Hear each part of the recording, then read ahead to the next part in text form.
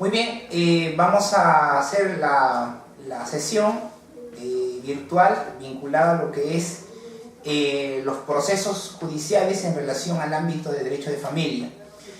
Para esto vamos a desarrollar aspectos vinculados al tema de alimentos, tema de tenencias, tema de régimen de visitas, patria potestad, ver también algunos aspectos vinculados al tema de violencia familiar, ¿no? Y para esto he tomado en cuenta los plenos jurisdiccionales, distritales, regionales, nacionales, ¿no? Que de alguna u otra manera han situado algunas pautas, criterios, ¿no? Que se deben tomar en cuenta en la Administración de Justicia en la solución de los conflictos vinculados al ámbito de familia. En ese sentido, vamos a analizar un pleno distrital de Lima, el año 2011, ¿no? En el cual se plantea un aspecto vinculado al ámbito de tenencia. Y el problema que se plantea es el siguiente, dice, ¿no? La variación en la tenencia del menor alimentista conlleva la conclusión de la ejecución del proceso de alimentos o constituye un supuesto de hecho válido para iniciar otro proceso judicial en vía de acción, dejando en suspenso el proceso primigenio. A ver, nosotros frente a este criterio, lo primero que nos ponemos a pensar es que el proceso de alimentos, el demandante o la demandante, ¿no? Es aquel que tiene la tenencia de hecho o judicial de un menor de edad. Pero lo que plantea en este caso es ¿qué pasa si varía la tenencia? Es decir, tanto la tenencia, llamémosla judicial, o la tenencia propiamente de hecho, ¿no? Es decir, supongamos que en un proceso de alimentos se fijó una pensión alimenticia a favor del menor y, como dice acá la interrogante, ¿no? Ya en la ejecución, es decir, cuando se tiene que dar cumplimiento a la sentencia que fijó una pensión alimenticia, la tenencia varió. Si ya no la tiene la demandante inicial, sino ahora la tiene el demandado. Entonces, en ese caso dice, ¿qué es lo que tendría que hacerse? Tendría que hacerse un nuevo proceso de exoneración de alimentos, o en todo caso, en este mismo proceso, ¿no?, informar o solicitar la suspensión de la ejecución o del cumplimiento de la pensión alimenticia. En ese sentido, dando un matiz de lo que nos manifiesta este caso o esta situación, que es muy recurrente, ¿no? Se fija un monto de pensión alimenticia y cambia la tenencia, ¿no? Entonces, seguramente muchos de los demandados, ¿no?, que van a consultarles a los abogados, en todo caso en el ámbito de los estudiantes, este interrogante nos plantea es ¿qué debemos hacer? ¿No? ¿Tendré que iniciar un nuevo proceso de exoneración de alimentos o, en su defecto, en el propio proceso en ejecución, solicitar la suspensión? Bien, por mayoría en este caso, ¿no?, se ha planteado la siguiente posición. Dice, la variación de la tenencia implica un cambio de circunstancias en la ejecución de un proceso alimentario, la misma que genera una modificación en la forma de prestar los alimentos, habida cuenta que será el obligado y ya no el demandante alimentante quien acudirá directamente con los alimentos, de modo que así, a fin de evitar el abuso del derecho, resulta factible ordenar la suspensión inmediata de la ejecución de la sentencia hasta que se inicie un nuevo proceso sobre el cambio en la forma de prestar alimentos. Entonces, el criterio que ha asumido, ¿no?, que se ha asumido en este pleno distrital de Lima el año 2011 es que el cambio de hecho de la tenencia del menor origina la suspensión de la obligatoriedad de la ejecución del cumplimiento de la pensión alimenticia.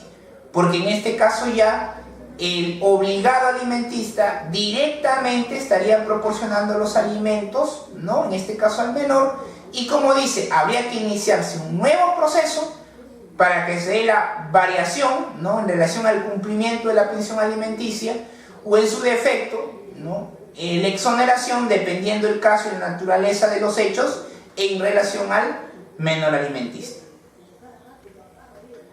Siguiente caso.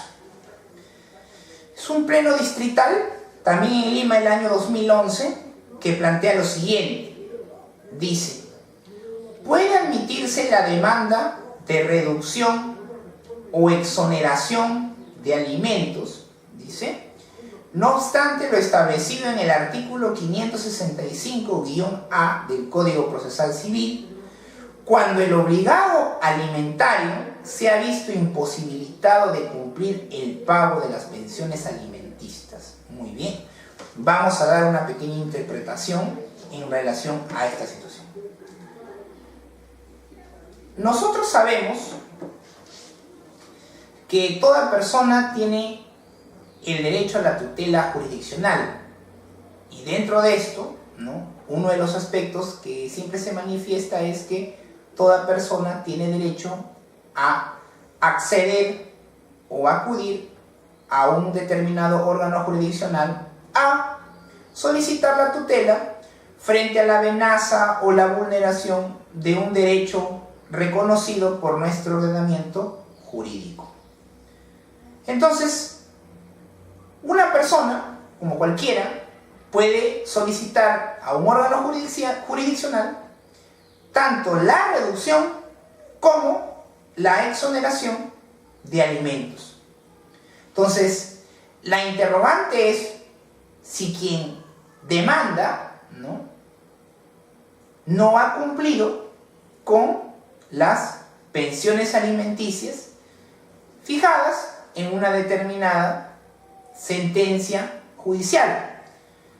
Entonces, uno diría, de acuerdo a lo establecido por este artículo 565-A del Código Procesal Civil, uno inicialmente tendría quizás la postura de que si el demandante no ha venido cumpliendo con la pensión alimenticia, no tendría por qué demandar la reducción o la exoneración de la obligación alimenticia del cual está o quiere iniciar un nuevo proceso judicial.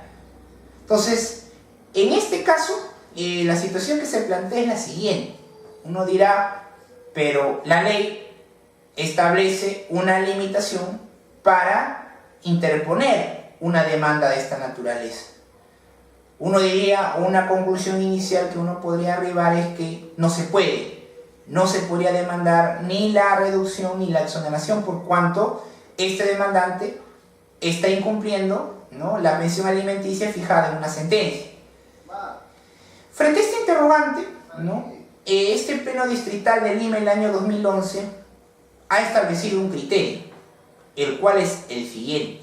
Dice que en caso sea imposible presentar el requisito de admisibilidad, es decir, en caso el demandante no pueda probar que viene cumpliendo el pago de las pensiones alimenticias fijada en una resolución judicial, dice, el requisito de admisibilidad de acreditar encontrarse al día en el pago de las pensiones, dice, se permita al juez de paz letrado admitir la demanda al amparo de los principios de razonabilidad y proporcionalidad, así como de los derechos de acción y de tutela jurisdiccional efectiva, siendo valoradas en las sentencias las circunstancias por las cuales no cumplió con el pago de alimentos en su oportunidad y conforme lo ordenado en una sentencia de mérito.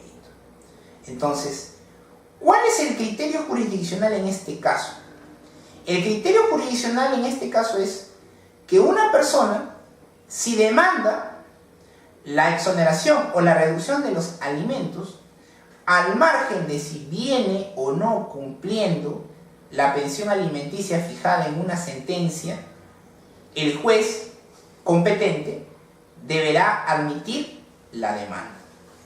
Y ya en el proceso mismo, ¿no?, el demandante deberá acreditar, probar o demostrar las razones del por qué ha venido incumpliendo con la pensión alimenticia.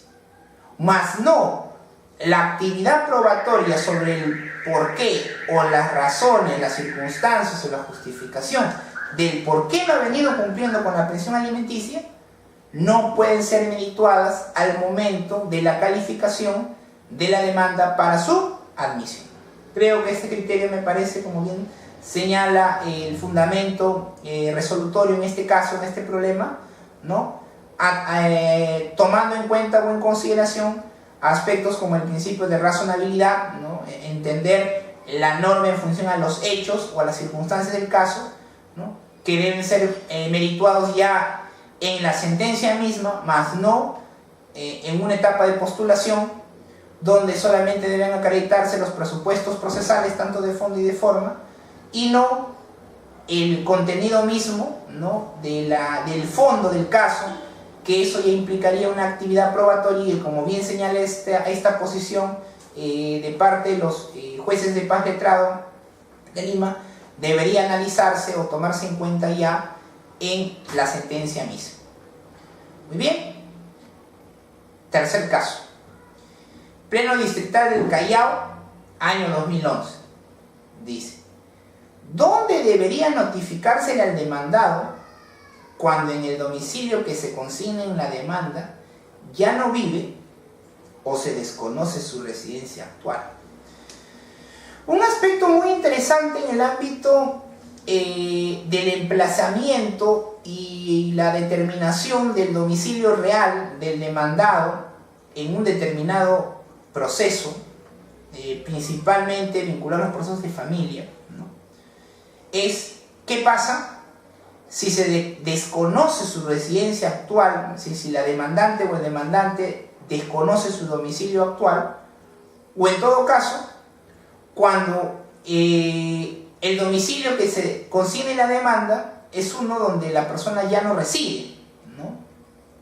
Entonces, uno dice, ¿qué domicilio se deberá señalar a efectos de a un debido emplazamiento de la demanda en cualquiera de los casos vinculados al ámbito de familia? Bien, frente a esto se ha adoptado la siguiente postura y dice así: existe una notificación formal, por lo tanto, es necesario que se emplace al demandado en el domicilio real que se indique en la demanda. Bien, un aspecto bastante interesante que los abogados y también los estudiantes debemos tomar en cuenta y valorar es el siguiente. Los órganos jurisdiccionales no nos exigen que probemos o demostremos el domicilio real de un demandado. Lo que la ley, ¿no?, dentro del ámbito de los presupuestos o los requisitos especiales de una demanda, es que se señale el domicilio real del demandado a efectos, ¿no?, del emplazamiento y la notificación correspondiente, ¿no?, en caso admitirse la demanda. Pero la ley no nos exige, ¿no?, probar, demostrar o acreditar el domicilio del demandado. Es decir, yo puedo establecer, puedo señalar, puedo atribuir un domicilio real a un demandado para efectos del proceso judicial, pero el juez, al momento de calificar la demanda, no me va a exigir, ¿no?, como un requisito para la admisión de la misma, que yo tenga que acreditar o probar si efectivamente el demandado domicilia en dicho lugar. Entonces, dice, es necesario que se emplace al demandado en el domicilio real que se indique en la demanda. Es decir, el domicilio que indique, ahí se debe hacer el emplazamiento. Además, un criterio puede ser el que yo señale. Además, otro criterio dice, en la que se consigna en la ficha del reniegue. A ver, nosotros sabemos, ¿no?, que cualquiera de nosotros puede acceder al domicilio declarado en la reniegue, ¿no? Se paga una determinada tasa, ¿no?, y obviamente cualquier persona puede acceder al domicilio real declarado, ¿no?, en el Registro Nacional de Identificación, ¿no?, Estados Civiles en el Perú. Entonces, Si yo, por ejemplo, ¿no? Desconozco el domicilio real del demandado, pues yo también podría colocar en la demanda el domicilio que hubiera obtenido, ¿no? De la RENIEC, ¿no? Y además, otro supuesto, dice, y que en la solicitud de información sobre movimiento migratorio, ¿no? Es decir, yo también podría ir a migraciones, ¿no? Y solicitar la información sobre cuál ha sido el movimiento migratorio. Quizás la persona se encuentre en otro país, ¿no? También la información que me pueda proporcionar, ¿no? En este caso, la institución vinculada al movimiento migratorio en el Perú, también podría ser otra referencia más para el domicilio real de la persona. Notificaciones personales. Es decir, si yo tengo conocimiento que una entidad, por ejemplo, bancaria, ¿no? Está enviando notificaciones a tal lugar, a la persona a quien voy a demandar, ese también sería otro domicilio, ¿no? A tomar en cuenta para efectos de una demanda, ¿no? Y finalmente, por edicto, ¿no? En todo caso, ya si en el peor de los casos se desconociera, ¿no? El domicilio del demandado por ninguna de las circunstancias o razones expuestas, ¿no?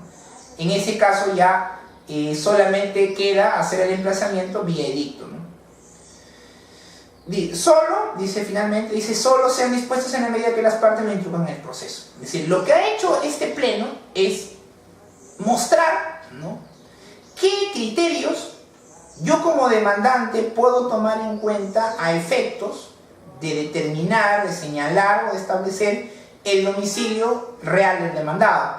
Puede ser porque yo efectivamente conozco que realmente la persona domicilia en tal lugar, puede ser también por el domicilio señalado en la RENIEC, puede ser por el domicilio a efectos de notificaciones personales, puede ser por el domicilio establecido, ¿no? O mejor dicho, en virtud de una información de migraciones, y que en todos los casos, si no puedo acceder o no puedo tomar conocimiento, ¿no? de un domicilio para efectos de una notificación, en último caso, como bien señala acá el Pleno, se tendrá que apelar a un edicto, ¿no? Entonces, nosotros los abogados, en materia de procesos de familia, ¿no?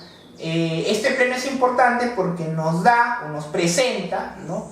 diversos criterios, diversos aspectos que se pueden tomar en cuenta al momento de fijar o de señalar el domicilio real del demandado. Muy bien. Otro pleno, el pleno distrital de Ica, el año 2011, y tiene la siguiente interrogante. Dice: ¿tienen mérito ejecutivo las conciliaciones que sobre alimentos se celebran ante los jueces de paz? Muy bien. Nosotros sabemos, ¿no? que dentro de la estructura orgánica o jerárquica de los órganos jurisdiccionales, ¿no? tenemos en el escalafón inferior a los llamados jueces de paz, que en muchos casos no son personas con conocimientos jurídicos. En otras palabras, no son abogados, no son especialistas en leyes. Entonces, sin embargo, nuestro ordenamiento jurídico permite que los jueces de paz, donde se encontrasen, tienen la potestad o tienen la función jurisdiccional para resolver conflictos con relevancia jurídica o con relevancia social en el contexto en el cual se produce. Entonces, bajo esa premisa, uno diría que un juez de paz puede emitir una resolución judicial en la cual resuelva un conflicto y en la cual quizás las partes de este conflicto, ¿no? han llegado a un acuerdo. Entonces, la interrogante es si estas actas, ¿no? suscritas por jueces de paz, en las cuales se han arribado se ha arribado a una determinada solución sobre un conflicto, tienen mérito ejecutivo. Es decir, supongamos que una persona llegue o alcance un acuerdo en un determinado centro de conciliación uno diría, esa acta de conciliación tiene mérito ejecutivo. Y yo podría acudir, ¿no?, a un determinado órgano jurisdiccional, llamémoslo un juez de paz letrado o un juez especializado, para darle cumplimiento a la misma, ¿no? Entonces, bajo esa premisa, uno diría, y si mi acta de conciliación tuviera un origen en un juez de paz, ¿podrían también ejecutarla en un juez de paz letrado?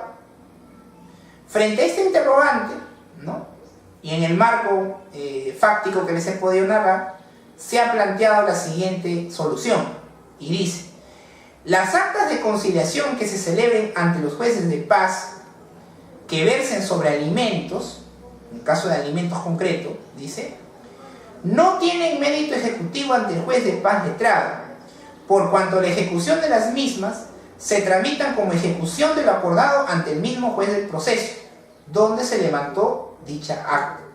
Por tanto, el acta de conciliación constituye una pieza con alcance jurídico integrante de un proceso con la finalidad concreta de la solución de un conflicto. Entonces, lo que nos plantea el caso es que si se llegase a un acuerdo ante un juez de paz, este juez de paz será el único quien deberá darle cumplimiento, darle o iniciar la ejecución correspondiente en caso, ¿no?, una de las partes, en este caso el demandado, o en todo caso el obligado, ¿no?, en virtud de esta acta de conciliación, incumpla, ¿no?, deberá ser este mismo juez de paz quien tendrá que buscar la manera o emplear los medios necesarios para darle cumplimiento a dicho acuerdo. Mas no, esta acta de conciliación por este juez de paz puede ser ejecutable por un juez de paz letrado. Lo cual me parece coherente, ¿no? ¿Por qué? Porque nosotros sabemos, ¿no?, que si un órgano jurisdiccional emite una resolución dando fin a un proceso en virtud a una conciliación, este mismo juez es el quien debe llevar a cabo la ejecución en caso de incumplimiento. Mas no creo, no considero, ¿no?, razonable que tenga que ser otro juez u otro órgano jurisdiccional quien le dé cumplimiento, ¿no?, a dicho acuerdo que dio solución a un conflicto. Entonces me parece razonable y coherente esta postura en este caso concreto. Otro caso. Pleno Distrital del Callao, año 2012. Dice: ¿desde cuándo el obligado a prestar alimentos queda exonerado del mismo? Un aspecto bastante interesante es, ¿no?, que uno dice, ¿no?, bueno, yo tengo un menor hijo, supongamos, de 15 años, ¿no?, y en virtud de un proceso judicial se estableció una determinada pensión alimenticia, ¿no?, y obviamente el padre, dentro de una obligación establecida por ley, y más aún fijada ya el monto de la pensión en un proceso judicial, deberá cumplir con dicha obligación. Entonces, este joven de 15 años tendría, por ley, ¿no?, 3 años en los cuales el padre tendrá que cumplir con el monto de la pensión alimenticia fijada en una sentencia. Pero quizás para nosotros va a surgir una interrogante, ¿no?, y es la siguiente: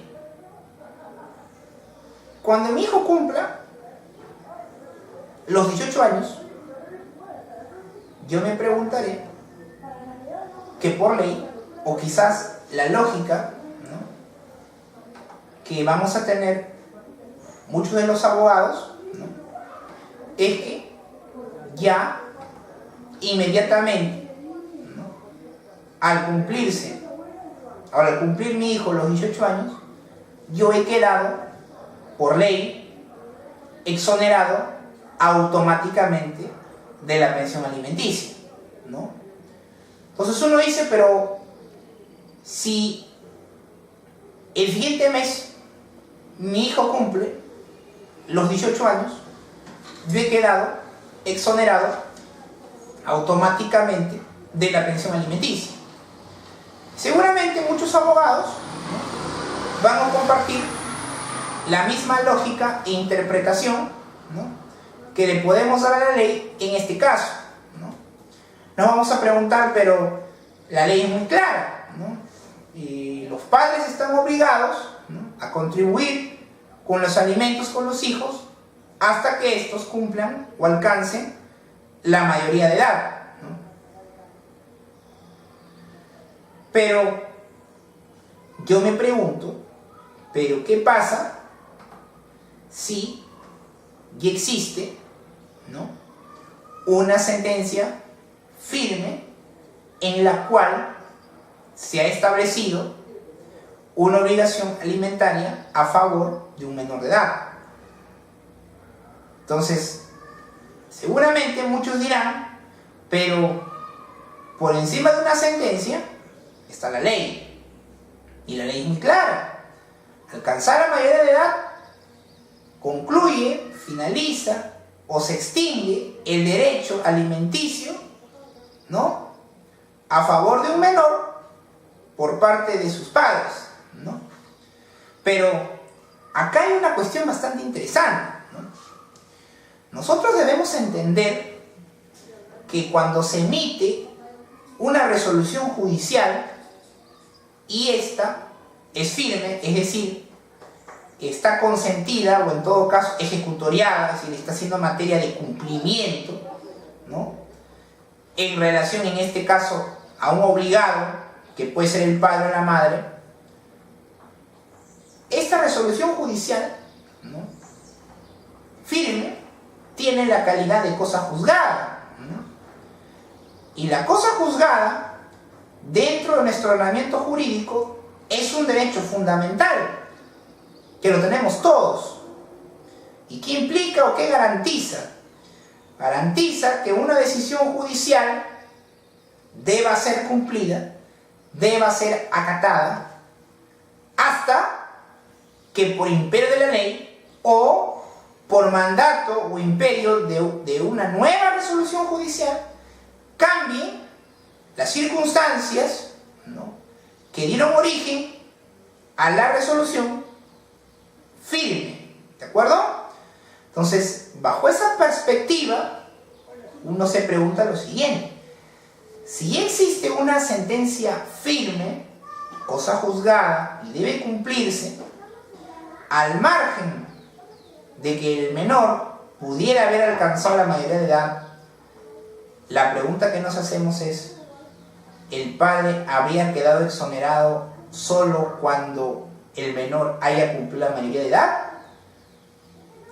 ¿O será necesario realizar un proceso judicial de exoneración para extinguir la obligación fijada en una resolución judicial? Pues bien, luego de esta explicación vamos a analizar cuál fue el criterio en este pleno distrital del Callao del año 2012. Y dice: la sentencia de exoneración de alimentos es una de carácter constitutiva, extingue una relación jurídica vigente. Por lo tanto, para que se deje sin efecto la prestación de alimentos, debe realizarse con una sentencia firme, consentida o ejecutoriada. Los efectos surgen desde dicho momento y no de manera retroactiva. Entonces, ¿qué nos quiere decir esta resolución judicial? Que mientras que el padre o la madre, obligada mediante una resolución judicial, no entable y no obtenga una sentencia, dice, firme, ¿no?, en virtud de una exoneración de alimentos, seguiría o continuaría obligada a la prestación de la misma. Ahora, muchos dirán, pero, profesor, ¿usted no cree que en ese caso se estaría vulnerando la ley? Yo no lo creo así. ¿Por qué? Porque como bien he señalado, ¿no?, las resoluciones judiciales también se encuentran protegidas por derechos fundamentales. Entonces, ¿qué quiere decir con esto? Si una resolución judicial firme, cosa juzgada, que establece o me obliga, ¿no?, a una pensión alimenticia, quiere decir que esa resolución debe cumplirse, ¿no? Y más aún si el propio Tribunal Constitucional ha señalado que es un derecho fundamental el cumplimiento, la eficacia o la ejecutoriedad de las resoluciones judiciales. Entonces, no podemos pensar que se está vulnerando la ley, solamente que los órganos jurisdiccionales están dando cumplimiento a un derecho constitucional. Entonces, ¿qué significa esto? Que si el menor alimenticio alcanza la mayoría de edad, lo que tendrían que hacer los demandados es iniciar un proceso de exoneración en mérito a una sentencia firme, y sobre esa base, recién o a partir de ese momento, quedar exonerados, ¿no?, legalmente al cumplimiento de una pensión alimenticia. Esa es la postura que se ha dado en este Pleno Distrital del Callao el año 2012.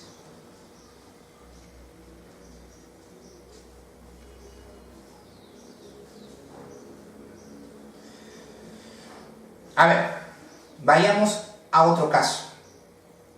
El Pleno Nacional de Familia del año 2011. El tema que se nos ha propuesto analizar es el ámbito de la prescripción de las pensiones alimenticias. En principio, las pensiones alimenticias son una obligación. Y entonces, ¿no?,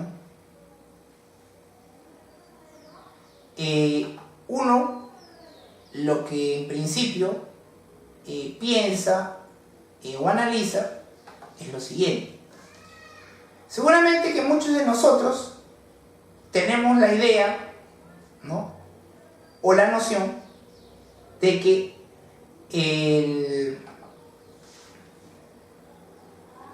que toda obligación tiene un determinado plazo para su cumplimiento, y que luego del mismo, ante la inactividad del acreedor en virtud a una obligación, éste pierde el derecho de hacerlo exigible o que sea de cumplimiento por un determinado órgano jurisdiccional. Bajo esa premisa, lo que nos ponemos a pensar nosotros es si la obligación alimenticia también, por el devenir del tiempo, pueda también perder su ejecutabilidad, es decir, pueda perder también su eficacia, o pueda perder también el derecho de ser exigible o que sea cumplida mediante una orden judicial. Bajo esa premisa,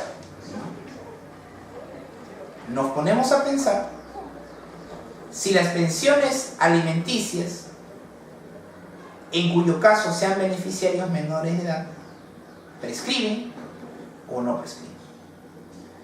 Este Pleno Nacional del año 2012 adoptó la siguiente posición. Dice: no es aplicable el plazo de prescripción prevista en el artículo 2001, inciso 4 del Código Civil, cuando el beneficiario de la pensión de alimentos es menor de edad, pues el plazo de prescripción se haya suspendido en aplicación de lo dispuesto por el artículo 1994, inciso octavo del Código Civil. A ver,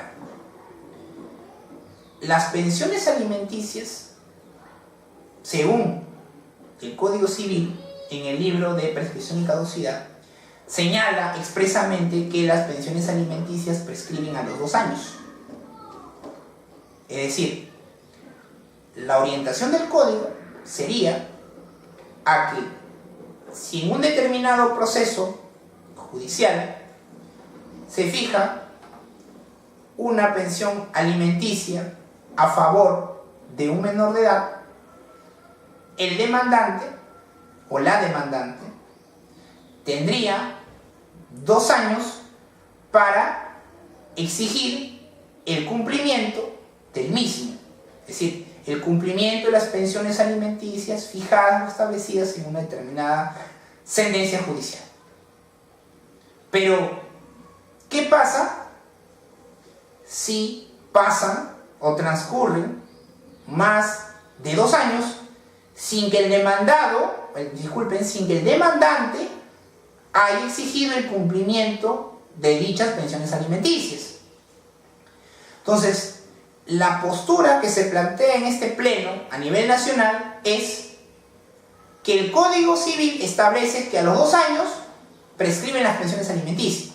Sin embargo, la interpretación o el planteamiento, la postura o el criterio que se estaría asumiendo en este caso es el siguiente: que las pensiones alimenticias, tratándose de menores de edad y teniendo en cuenta el denominado interés superior del niño, y que obviamente el ordenamiento jurídico debe de alguna u otra forma proteger los intereses del menor en este caso, quizás por negligencia, por descuido, por N circunstancias no atribuibles o imputables a un menor de edad, del por qué su tutor, padre o madre, no exigió en su oportunidad el cumplimiento de las pensiones alimenticias. No tiene por qué ser castigado el menor de edad, ¿no? Porque algunos señalan también que la prescripción es una sanción para quien ostenta un derecho. Entonces, yo no puedo atribuirle una sanción a una persona, ¿no?, quien no es responsable por los actos de su curador, de su tutor.